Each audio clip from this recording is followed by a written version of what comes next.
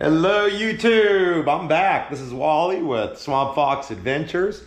Y'all can see I've got the table cleaned up. Now, I still gotta move in and clean the kitchen because I'm gonna show y'all how to cook a traditional holiday glazed ham.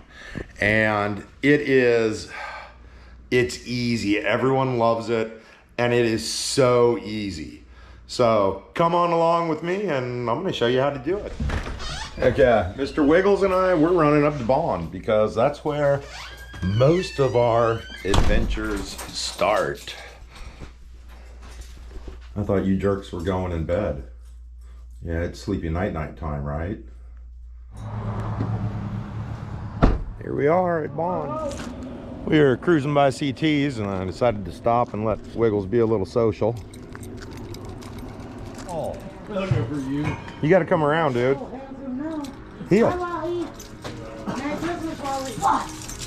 Hey, how you doing? I got the kitchen sort of clean. Clean enough to start cooking at least. So as soon as Laura gets home, I'm gonna start cooking on the glaze. We ended up with like Asian fusion. And now we're gonna watch Christmas movies. Don't know if we're cooking. This is Charleston's best. Oh, okay. Like, we scored tonight. Okay. I love you. Love you. Okay. We got all the groceries in. I'm starting to cook. Now, you started with 1 can of crushed and 1 can of pineapple slices. And you put the entire can of crushed pineapple in the pot and all the juice from the sliced pineapple. I don't have the crushed pineapples, but we're gonna get some soon enough. Next thing you add is a jar of maraschino cherries. Just add the juice. Plus you can eat a couple, they're always fun. They remind me of Sundays.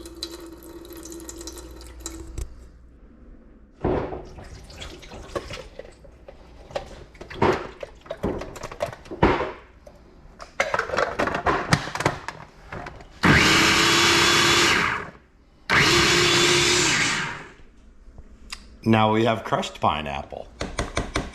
Okay, once you got it boiling good, keep it covered and keep stirring it though. Keep an eye on it.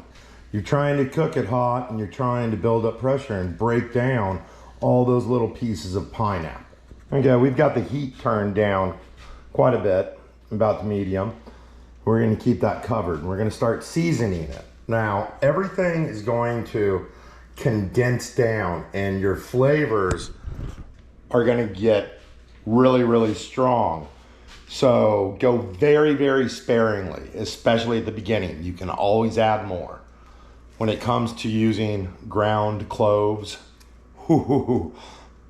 barely a puff. Like, they get stronger and stronger and it'll become very almost overpowering if you use just a smidgen too much. So be really careful with the ground clove.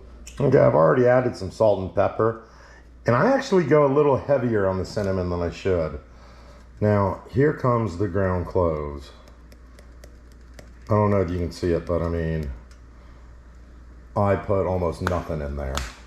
And I am not gonna touch them again for quite some time.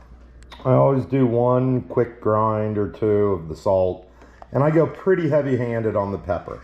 I like that sweet and pepper kick, especially in my holiday glaze. So we're gonna bring the heat up a little bit more, get this boiling again while it's uncovered. Some people add citrus rinds. I got some tangelos here, and I'm not going to add the rind, but I am gonna zest them. I like that nice fruity holiday ham smell.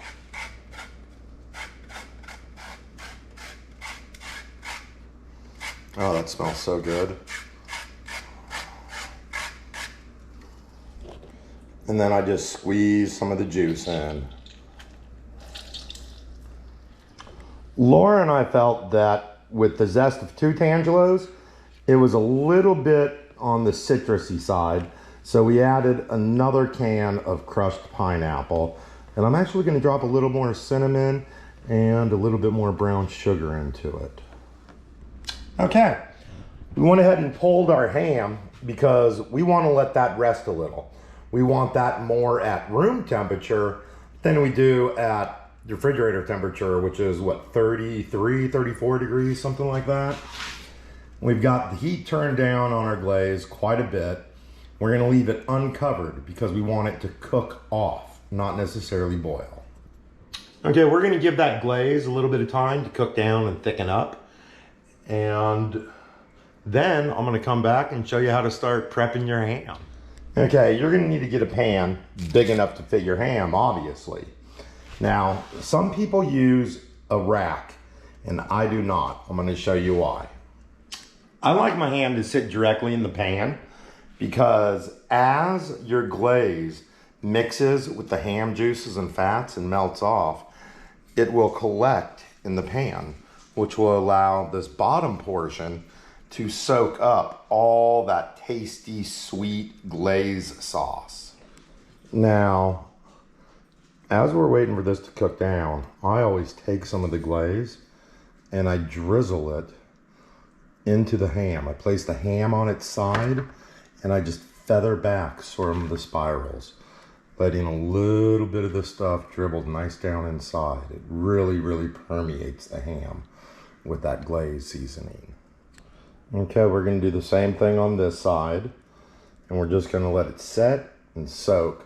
And I'm gonna turn up the heat on this glaze so we can go ahead and get it done, and I can start on all the other Christmas fun goodie stuff that I'm cooking.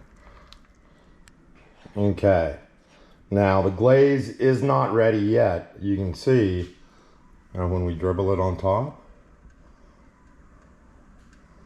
it doesn't run all the way off. It starts to stick. And that's what we want. We want that nice holiday candy glazing on it. Okay, you can see how it is boiling different now. That's because we basically rendered all the water out, and now we've created a syrup of sorts. And this is gonna thicken up as it cools. So I'm gonna cook it a little longer, and then we're gonna let it sit, cool down, and thicken up. Then we're gonna start the glaze on the ham. Okay, the glaze is now done, but we still have to let it cool down before we can actually put it on the ham. And at the end, that clove really hit, and didn't overdo it, did it perfect. It's just awesome. I wasn't smelling it at first, and I was like, should I add some? Should I add some? I'm glad I didn't, because it's coming on good now. Okay, you can see how much thicker this has gotten. There's still a little bit of steam coming up. We're gonna let it cool a little bit more because I want it to really, really stick to the outside of the ham. My job's almost done, so I'm gonna take a little bit of a cure-all. I feel better already. Okay, this is now cool enough, so we're gonna go ahead and get this glazing so we can let it set up, and then I'll show you how to garnish it. And this isn't exactly rocket science. Dribble it all over, make sure you got good coverage, and do it in, spaced out a little bit. Like, do a little bit, let it set up, dry off, and then dribble a little bit more. And that way it'll stick all over a lot better than dumping everything on at once. Okay, now you get to get all creative if you want. It's time to go ahead and start spearing your pineapple slices onto the outside of the ham. Okay, we got to pin cherries, and we're getting close to being done as far as prep. And here's a little fun trivia fact, whatever. A lot of y'all familiar with the Christmas Story. Now, with Ralphie and the BB gun, that was based on some of Gene Shepard's works. Actually, a bunch of small stories taken from a bunch of his books. Primarily the book titled "In God We Trust, All Others Pay Cash." And in the book, it was a ham, a Christmas ham that the Bumpus Hound stole. Not a turkey, but a ham. So I don't know why, I just figured I'd share that with y'all. Okay, we got all the cherries placed, and I always go nuts on the cherries. I use almost the entire jar. Everyone that eats Christmas with us really enjoys the cherries on the ham, so rather than just dotting the center of the pineapples and the cross sections, I put them on wherever there's space. Now, what we're gonna do with this is let it sit. And as it does, all this glaze is gonna candy up. And it's gonna act almost like a cement. It's gonna anchor everything in place. And then once it's good and set up for a little bit, we're gonna go ahead and wrap it and get it ready to go into the oven. Okay, y'all, it's Christmas Eve. It's super late. I'm super tired. I'm super excited. Just talked with Lane, Charles, Kevin. Bunch of us are gonna go do a deer hunt on one of the islands coming up soon. And it's the first time we've all been able to hunt together in a couple of weeks, so I'm pretty excited. So I'm gonna show you how to wrap this ham real quick. Now we're gonna wrap it in foil, and it's not a turkey. We're not trying to preserve moisture. What we are doing is trying to wrap it so we can bring the temp up without burning the pineapples, the cherries, and the glaze. Okay, there's one side done. And you can see how I've sealed it here around the edges really good.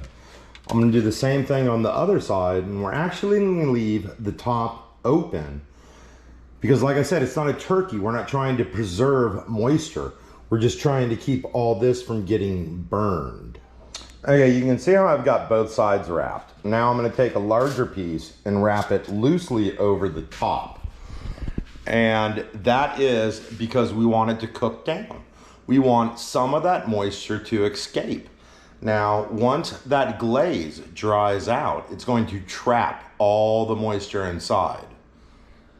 I put the tin foil on shiny side out. Almost all recipes ask you to put it shiny side in. We don't want to.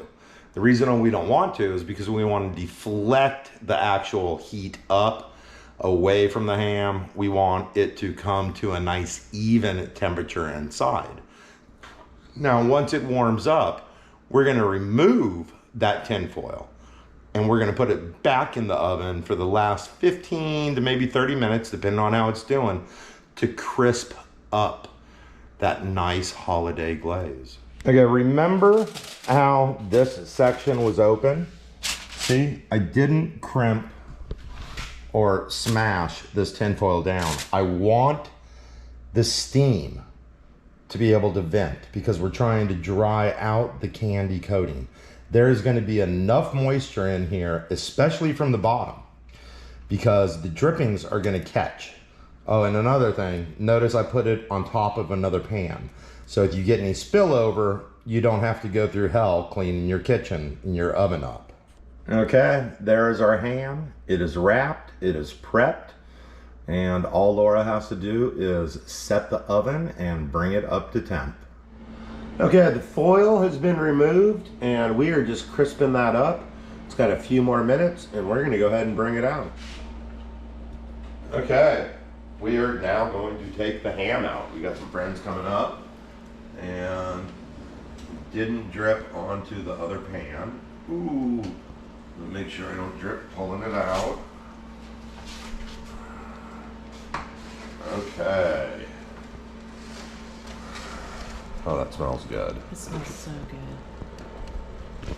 Okay, and there is a glazed Christmas ham.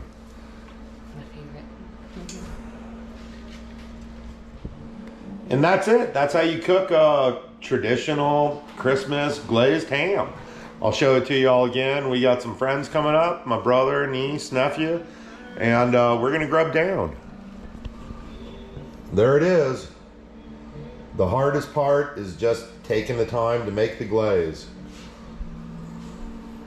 What do you think of the ham? I'm excited. I'm excited, and we're gonna eat soon. So Merry Christmas, and we will talk to y'all soon.